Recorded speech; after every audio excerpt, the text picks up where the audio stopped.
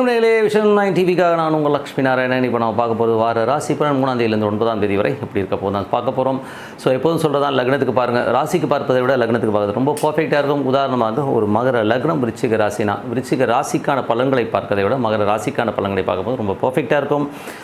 First பொது பலன்கள், அதுக்கப்புறம் தசாபுத்தி பலன்கள் வரும். ஸோ உங்களுடைய தசாபுத்தி அந்தரங்கள் என்ன இருக்கும், ஸோ அதையும் மிங்கிள் பண்ணி பார்க்கும்போது ரொம்ப பர்ஃபெக்டாக இருக்கும். வீடியோட எண்டில் டிப் ஆஃப் த வீக் இருக்குது, மறக்காமல் பாருங்கள்.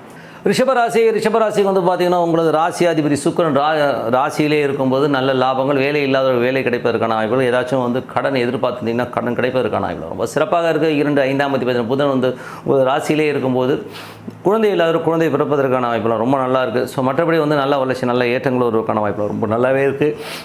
அதுக்கப்புறம் பார்க்கும்போது உங்களுக்கு 3ஆம் அதிபதி சந்திரன் நல்ல ரீதியில் வந்து முதல் ஒரு திங்கள் செவ்வாயில் கொஞ்சம் சின்ன சின்ன அலைச்சல்கள், கொஞ்சம் பிரயாணங்கள் மேற்கொள்வதற்கான வாய்ப்பு தான். அதுக்கப்புறம் பெரிய வளர்ச்சிகள், பெரிய மாற்றங்கள், ஒரு அடுத்த கட்டத்தில் முன்னேறுவதற்கான வாய்ப்புலாம் ரொம்ப சிறப்பாக இருக்கும். ஸோ நல்ல விஷயங்கள் தான்.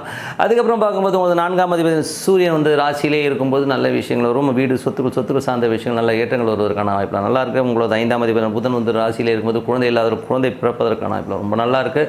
6ஆம் அதிபதியான சுக்கிரன் வந்து பார்த்திங்கன்னா உங்களுக்கு ராசியிலே இருக்கும்போது வேலை இல்லாத வேலை கிடைக்கிறது, கடன் கேட்ட இடத்துல கொடுக்குறது எல்லாமே ரொம்ப நல்லாயிருக்கும். கணவன் மனைவி உறவில் மட்டும் அப்பப்போ சின்ன ஒரு கருத்து மோதல்கள் ஏற்படுத்துகிறாங்க, கொஞ்சம் பார்த்து நடந்துக்கணும்.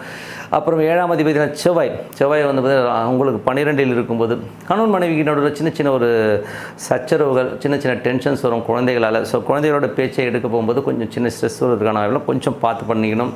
மற்றபடி வந்து உங்களது 8ஆம் அதிபதியான குரு உங்களுக்கு வந்து ராசியிலே இருக்கும்போது கொஞ்சம் ஜாக்கிரதையாக இருக்கணுங்க. ஏன்னா வந்து தேவையில்லாத ஒரு ஸ்ட்ரெஸ்ஸு, டென்ஷன் வருவதற்கான வாய்ப்பு, வீடு சொத்துக்கள் சார்ந்த விஷயங்கள், தாயார் சம்மந்தமான விஷயங்களும் கொஞ்சம் கவனமாக இருக்கணும். அது வண்டி வாகனங்கள் ஓட்டும் போதும் ரொம்ப கேர்ஃபுல்லாக இருக்கின்ற ஒரு காலகட்டங்க. ஸோ அதுக்கப்புறம் பார்க்கும்போது உங்களுக்கு 9ஆம் அதிபதி 10ல் இருக்கும்போது தந்தை சார்ந்த உறவுகள் நல்ல லாபங்கள், வெளிநாட்டில் வந்து பெருத்த லாபங்கள் வருவதற்கான வாய்ப்பில் ரொம்ப சிறப்பாக இருக்குது. பட் இருந்தாலும் வந்து சனி வந்து தொழில் ரீதியான விஷயங்களை கொஞ்சம் ஜாக்கிரதையாக இருக்கணும். ஏன்னா வந்து ஒரு 8ஆம் அதிபதியாக இருந்து உங்கள் ராசியில் புதிய தொழில் வாய்ப்புகள் கிடைக்கிற மாதிரி இருக்கும். பட் அதனால் அது கரெக்டான தொழிலாக, கரெக்டான விஷயமான்றதை வந்து யோசித்து எடுக்கிறது ரொம்ப நல்லதுங்க.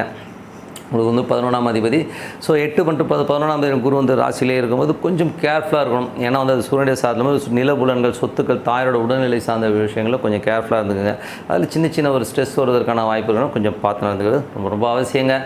ஸோ இதுவரை வந்து பார்த்திங்கன்னா பார்த்தது பொது பலன்கள். ஸோ இனிமேல் பார்க்க போகிறது பார்த்தா தசாபுத்தி பலன்கள் எப்படி இருக்குன்னு பார்ப்போம். ஸோ ரிஷப லக்னமாக இருந்து சூரிய தசாபுத்தி அந்த சூரியன் வந்து பார்த்திங்கன்னா உங்களுக்கு வந்து நல்ல ரீதியில் வந்து உங்களுக்கு 4ஆம் அதிபதி ராசியிலே இருக்கும்போது வீடு சொத்துக்கள் அமைவதற்கான வாய்ப்பு ரொம்ப சிறப்பாக இருக்குது. ஏதாச்சும் வந்து சொத்து வாங்கணும், வண்டி வாங்கணும் அமைவதற்கான வாய்ப்பு ரொம்ப சிறப்பாக இருக்குங்க. அதுக்கப்புறம் ரிஷப லக்னமாக இருந்து சந்திர தசாபுத்தி அந்த நல்ல வளர்ச்சி, நல்ல ஏற்றங்கள் இருக்கும். வாரத்தின் முற்பகுதியில் மட்டும் சின்ன செலவு இருந்தாலும் அதுக்கப்புறம் எல்லாமே சிறப்பான பலன்களாக கண்டிப்பாக இருக்கும்.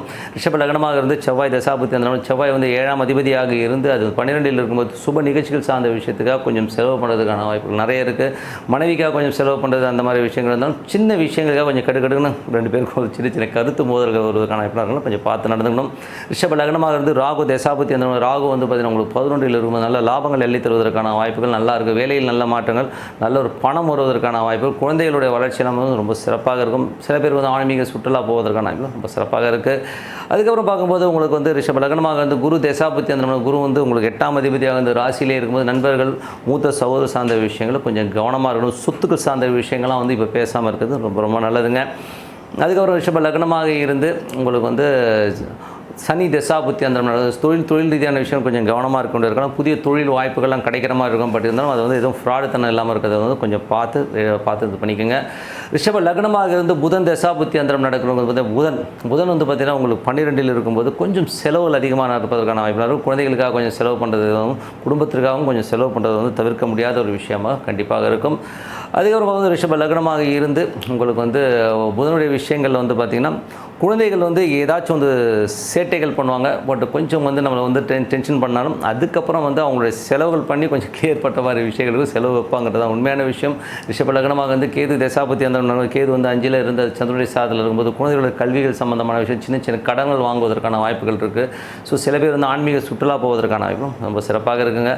ரிஷப லக்னமாக வந்து சுக்கிர தசாபுத்தி அந்த சுக்கிரன் வந்து உங்களுக்கு ராசியிலே இருக்கும்போது நல்ல லாபங்கள், நல்ல ஏற்றங்கள், நல்ல ஒரு வளர்ச்சி கிடைப்பதற்கான, வேலை இல்லாதவர்களுக்கு வேலை கிடைப்பதற்கான வாய்ப்பும் ரொம்ப சிறப்பாக இருக்கும். ஸோ நல்ல விஷயங்கள், நல்ல மாற்றங்கள்லாம் இருக்குன்னா பிரார்த்தனை ரொம்ப அவசியங்க. ஸோ மனதார இறைவனை பிரார்த்தனை கண்டிப்பாக அடுத்த லெவல் போகிறதுக்கான ரொம்ப சிறப்பாக இருக்குது. Week so tip of the வீக்கில் வந்து இந்த வாட்டி நம்ம பார்க்க போகிறது வந்து பஞ்சபட்சி சாஸ்திரம். ஸோ பஞ்சபட்சி சாஸ்திரம் எந்த அளவுக்கு வந்து ஒர்க் ஆகாதுங்கிறத தான் நம்ம பார்க்க போகிறோம். ஸோ பஞ்சபட்சி வந்து ரொம்ப சிறப்பான ஒரு சயின்ஸு.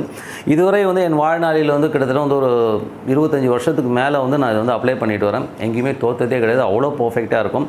உதாரணமாக சொல்ல போகும்போது பஞ்சபட்சி வந்து எந்த மாதிரிலாம் ஒர்க் ஆகுதுன்னா, நான் வந்து ஒரு வீட்டுக்கு குடியேற போகும்போது பஞ்சபட்சி மூலியமாக ஒரு அரசு நல்ல ஒரு அதிகார பட்சியாக இருக்கும்போது நான் அந்த வீட்டுக்குள்ளே போனேன். என்னோடய வளர்ச்சி வந்து ரொம்ப நல்லா இருந்தது. அதுலேருந்து என் லைஃப் டேர்ன் ஆயிடுச்சு. ஸோ பெரிய லெவலில் வந்து அடுத்தடுத்த லெவலுக்கு முன்னேறுவதும் ரொம்ப சூப்பராகவும் இருந்ததுங்க.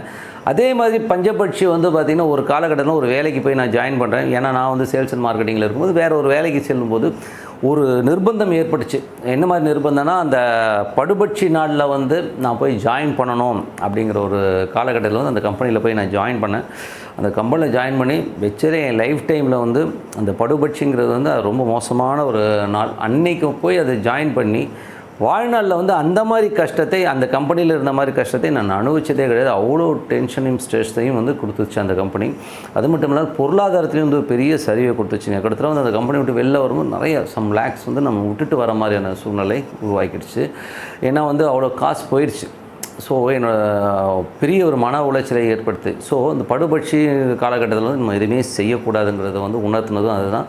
எதுக்கு சொல்கிறேன்னா, நீங்களும் வந்து ஒரு பூஜை புனஸ்காரங்கள் செய்யும்போதோ இல்லை காலையில் வந்து ஒரு புத்தாண்டு இது பண்ணும்போதோ அந்த பட்சியை வச்சு நீங்கள் பூஜை புனஸ்காரங்கள் செஞ்சு பாருங்கள், ரொம்ப சூப்பராக இருக்கும். அந்த வைப் வந்து ரொம்ப நல்லா இருக்குங்க. ஸோ உங்களோட வெற்றிகளை தீர்மானிக்கிறது வந்து உங்களது பஞ்சபட்சி. அது எப்படி பார்க்கணுன்னா, உங்களது நட்சத்திரங்கள், அந்த நட்சத்திரத்துக்கான பட்சிகள் நிறைய இருக்குங்க. ஸோ அந்த பஞ்சபட்சிகள்ன்றது நிறைய புக்ஸ் விற்கிது வெளியில், வாங்கி படிங்க. இந்த கோட்டையூர் சுப்பிரமணியன் அவர்கிட்ட இதெல்லாம் புக்ஸ் நிறையா இருக்குது. ஸோ நல்லாயிருக்கும் அந்த புக்கும். ஸோ அந்த மாதிரி புக்ஸை வந்து நீங்கள் படிக்கும்போது உங்களுக்கு வந்து அடுத்த லெவலில் வந்து அதை வந்து ப்ராக்டிஸ் பண்ணும்போது அதோடைய விஷயங்கள் என்னன்றது உங்களுக்கே புரியும்.